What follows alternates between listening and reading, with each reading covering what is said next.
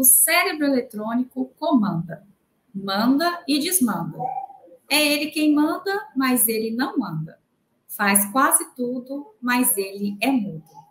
Em 1969 foi lançada essa canção Cérebro Eletrônico, de Gilberto Gil. Mas o que o século XXI tem revelado sobre as transformações deste cérebro eletrônico? O que é, como funciona e qual é a importância da computação em nuvem? O que caracteriza as coreografias de serviços? Vamos matutar sobre essas questões no programa de hoje.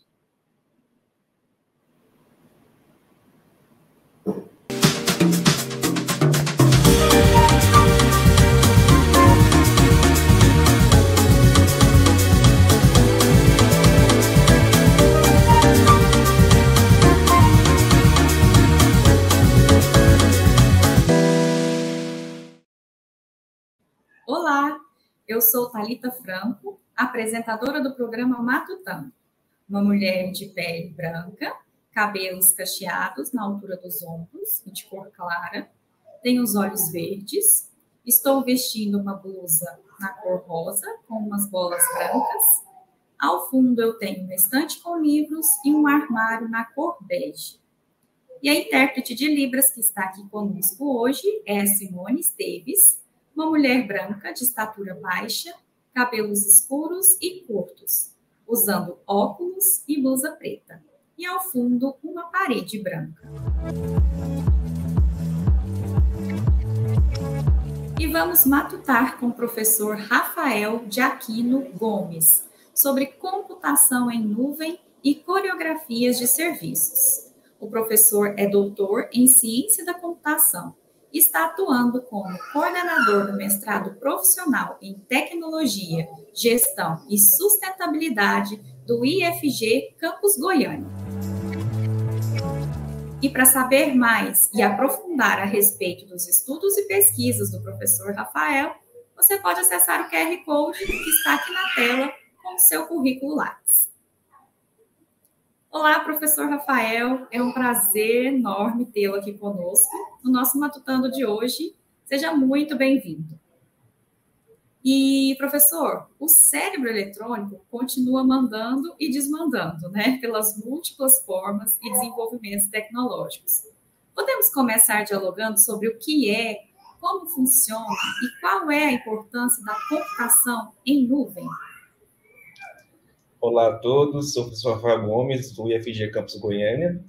Sou um homem branco, de cabelos claros, encaracolados, olhos claros, verdes. Estou usando a camisa preta. Estou aqui no meu escritório, então ao fundo tem uma parede branca, com alguns diplomas e uma porta. Quer dizer que é um prazer estar aqui nesse programa, poder contribuir, trazer um pouquinho da minha vivência, do meu conhecimento aqui com vocês, né?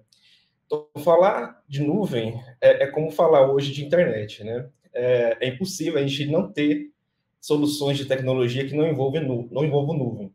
Só que a nuvem ela surgiu desde a década de 60, que foi os primeiros itens que caracterizaram o que hoje a gente conhece como nuvem. Apesar de que o termo computação em nuvem, ele só foi usado pela primeira vez em 1997. E a computação em nuvem deu boom, ou seja, quando passou a ter mais uso de fato, foi a partir de 2010, que foi quando as maiores empresas começaram o seu negócio. E hoje, esse termo é usado não somente no ramo técnico, né, mas pessoas em geral já sabem, já conhecem o que é computação em nuvem, embora muitas vezes usem o termo de forma errada, né, porque imagina que, de fato, os computadores estão lá em cima, lá no céu, quando, na verdade, são grandes data centers, né, que têm grandes conjuntos de supercomputadores para oferecer recursos ali para permitir que as aplicações funcionem. Então, não quer dizer que deixou de existir máquinas. Elas ainda continuam a existir, mas são concentradas em grandes data centers e as empresas usam esses serviços de computação através da internet. E hoje, quase todas as empresas que a gente tem usam computação em nuvem nas suas funções. Algumas estatísticas trazem que mais de 90% das empresas usam computação em nuvem para trabalhar e tocar o seu negócio, né? Eu trabalho com esse termo desde 2017, que foi quando eu concluí meu doutorado. Meu doutorado foi em computação em nuvem, e desde então, no IFG, eu venho trabalhando pesquisas direcionadas à aplicação de computação em nuvem em diferentes contextos. Hoje estou no mestrado profissional em Tecnologia, Gestão e Sustentabilidade, na área de energias renováveis. Então, eu pesquiso aplicando não só computação em nuvem, mas outros conceitos de computação, como, por exemplo, inteligência artificial, no contexto de energias renováveis, mas eu também estou inserido no nosso curso de especialização em inteligência artificial aplicada. Nesse curso, eu também sou responsável pela disciplina de computação em nuvem, né? Então, é um tema que eu trabalho já há bastante tempo e tenho diversas pesquisas e projetos aqui no IFG que usam esse termo de alguma forma. Professor, então, em síntese, podemos dizer que a computação em nuvem está relacionada com o fornecimento de diversos serviços de computação. E então vamos falar agora um pouquinho sobre as coreografias de serviço. Professor, fala para a gente o que são as coreografias de serviço e o que as caracteriza. Antes de entender o que é coreografia de serviço, é importante que a gente entenda o que é um serviço, né? O termo é muito amplo, mas quando a gente fala em computação, nada mais é do que um software, ou seja, um programa que é disponibilizado através da internet e executa uma função específica. Por exemplo, quando você vai usar o GPS, você está usando ali um serviço de mapa para se localizar. Ou então, quando você vai buscar, por exemplo, uma foto sua numa galeria que está disponível na nuvem, né? Você vai pesquisar, por exemplo, por um termo como seu nome ou o conteúdo da foto. E quem oferece o resultado para você das fotografias que você buscou também é um serviço. Então, o serviço nada mais é do que um componente de software que está disponível para ser usado através da internet. Só que hoje a gente tem vários serviços, cada um com seu objetivo específico, e eles nunca trabalham sozinhos. Por exemplo, se a gente vai reservar uma viagem, a gente precisa de um serviço de compra de passagem, por exemplo, né? E também um serviço de hospedagem, para a gente reservar ali onde que a gente vai ficar. Então, só aí já foram 2 serviços distintos. E no contexto geral, a gente tem vários serviços que estão comunicando entre si. Então, para permitir que eles trabalhem de forma conjunta, a gente tem o que é chamado de composição de serviços, que nada mais é do que colocar 2 ou mais serviços trabalhando de forma cooperada. E a gente tem 2 tipos principais de composição de serviços. O primeiro é a orquestração de serviços, uma analogia com uma orquestra, um maestro ali conduzindo a orquestra. Ou seja, eu tenho um serviço central que é responsável por comandar toda a composição de serviços, né, fazendo com que eles trabalhem de forma conjunta para atingir o objetivo necessário. Só que aí a gente tem um problema, que é um ponto central, que seria esse serviço de controle, que pode representar um ponto de falha, porque se ele falhar, a composição como um todo vai falhar também. Por isso que surgiu um novo tipo de composição, que é a coreografia de serviços, que é uma analogia com várias pessoas ali dançando uma coreografia. Cada pessoa sabe o que tem que fazer dentro daquela coreografia e, por isso, elas podem trabalhar de forma independente. Esse mesmo conceito, então, se aplica no contexto de composição de serviços. Dentro de uma coreografia, cada serviço sabe o que tem que fazer e como exercer seu papel para garantir que a composição dos vários serviços seja executada de forma adequada, para atingir o resultado que a gente espera. Então, isso que é a definição de uma coreografia de serviços.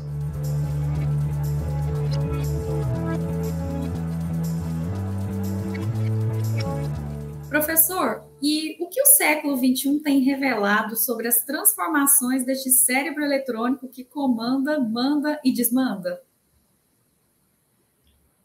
Hoje a gente vê várias transformações aí, principalmente com agora a inserção de inteligência artificial no nosso dia a dia. Uma nova realidade que para alguns passa a ser até um pouco, como é que eu posso dizer? Algumas pessoas têm até medo, né, do que vai se transformar a nossa realidade daqui para frente. Mas eu sempre gosto de dizer que, na verdade, a computação está aqui para auxiliar. Tudo que um computador faz, ele não faz por conta própria. Quem está ali por trás dizendo que aquele computador tem que fazer é um programador. Então, tudo que o computador faz é executar comandos.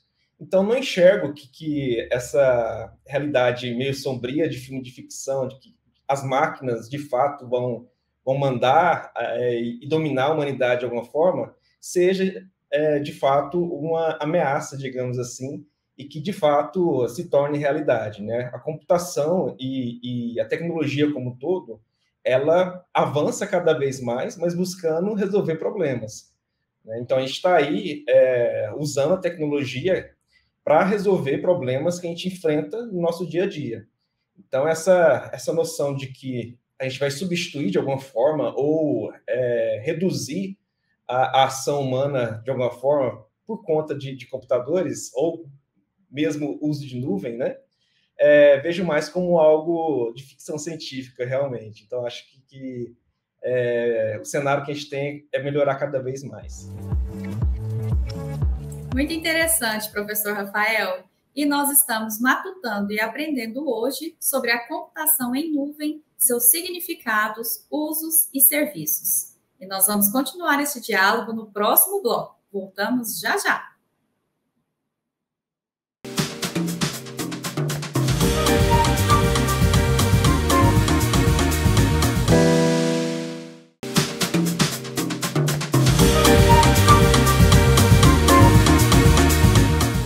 No bloco anterior, dialogamos sobre os significados e a importância da computação em nuvem e também a respeito das coreografias de serviço.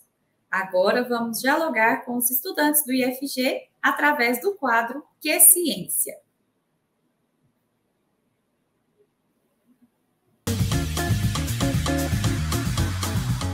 Oi, meu nome é João Vitor Dani, do curso Técnico em Vigilância e Saúde do campus Goiânia Oeste, e a minha pergunta é: qual é a importância de um evento científico para a ciência? Excelente pergunta.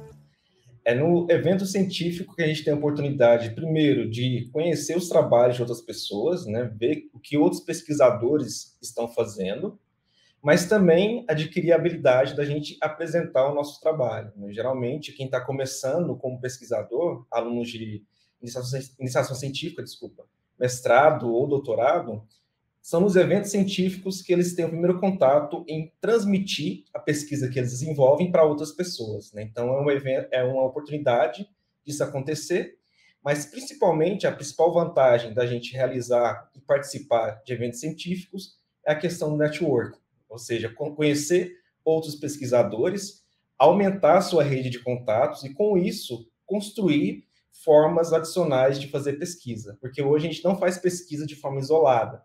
A gente tem que estar sempre buscando colegas para aumentar a nossa capacidade de produzir ciência, e os eventos científicos são a melhor oportunidade para a gente conseguir aumentar essa rede.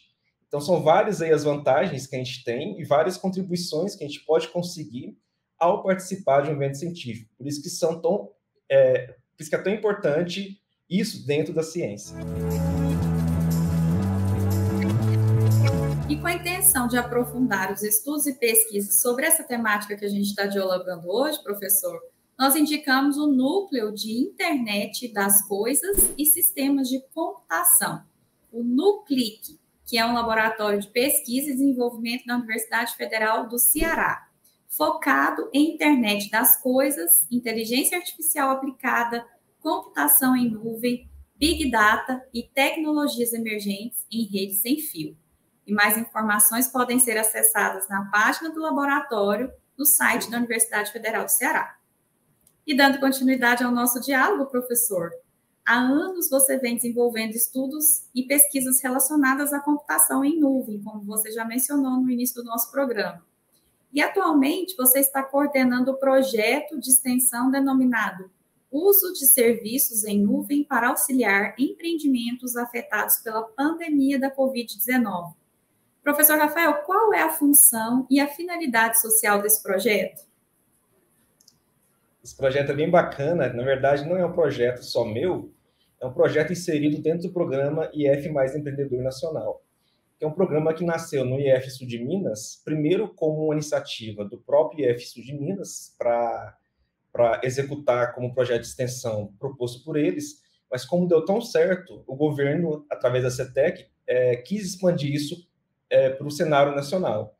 Então, em 2021 foi quando aconteceu a primeira edição, também participei em 2021 com um projeto semelhante a esse que você mencionou, e agora, em 2023, é a segunda edição do programa IF Mais Empreendedor.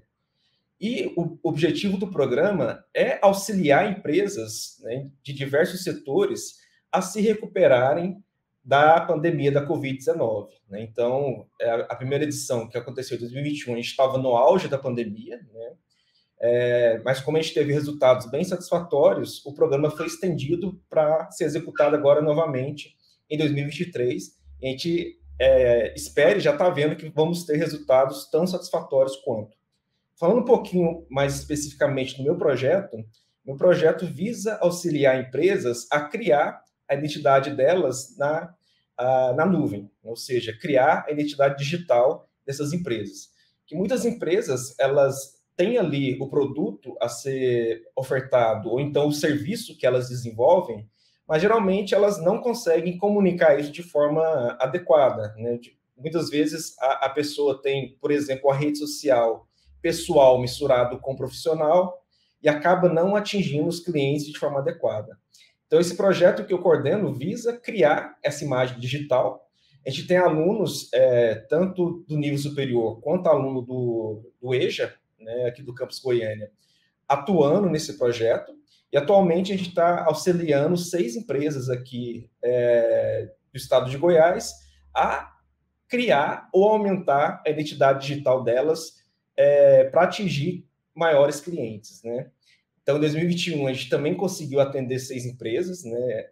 Até hoje, eu tenho em contato com elas, elas disseram que, de fato, aumentou bastante a venda por conta dessa contribuição que nós demos para eles, né?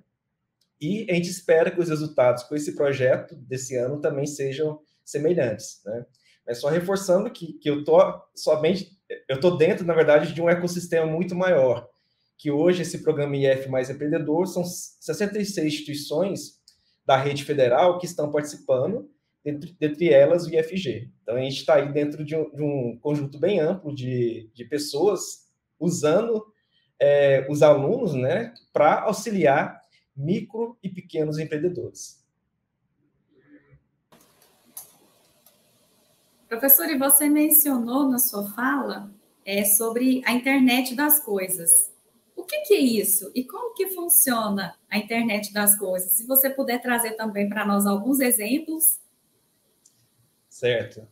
Quando a internet surgiu, o que a gente tinha comunicando? Computadores, né? Computadores convencionais. Depois foi avançando cada vez mais, surgiram notebooks, né? Computadores de menor porte. Depois surgiram smartphones. E foi avançando de forma gradativa até hoje, até chegar nos dias de hoje, que a gente tem, por exemplo, geladeira, torradeira com acesso à internet, né? Então, a noção de internet das coisas é justamente essa, que qualquer coisa tenha como se comunicar via rede e, consequentemente, via internet. O que isso traz de novo para a nossa realidade? A gente pode, por exemplo, inserir sensores e atuadores para auxiliar em diversas tarefas. Por exemplo, se eu tenho uma fábrica, né, eu posso colocar ali sensores para controlar a temperatura de forma automática, ou então controlar máquinas de forma automática. E com isso, a gente consegue exercer as funções daquela fábrica de forma muito mais simples, né? Outro cenário que ilustra bem seria a questão de monitoramento. Eu posso ter ali pacotes sendo entregues, né, através do correio, e em cada pacote desse eu tenho um sensor de monitoramento que me permite dizer em tempo real onde que está aquele pacote. Ou seja, cada vez menos ser necessário pessoas intervirem nos processos para a gente ter controle e execução das ações. Então, a internet das coisas nada mais é do que a gente colocar coisas conectadas à internet, onde essa coisa pode ser literalmente qualquer coisa, né?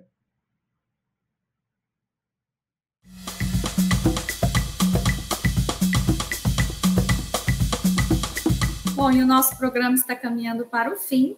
E eu quero te agradecer, professor Rafael, por compartilhar conosco seus conhecimentos. Nós aprendemos muito no nosso Matutando de hoje, discutindo sobre computação em nuvem.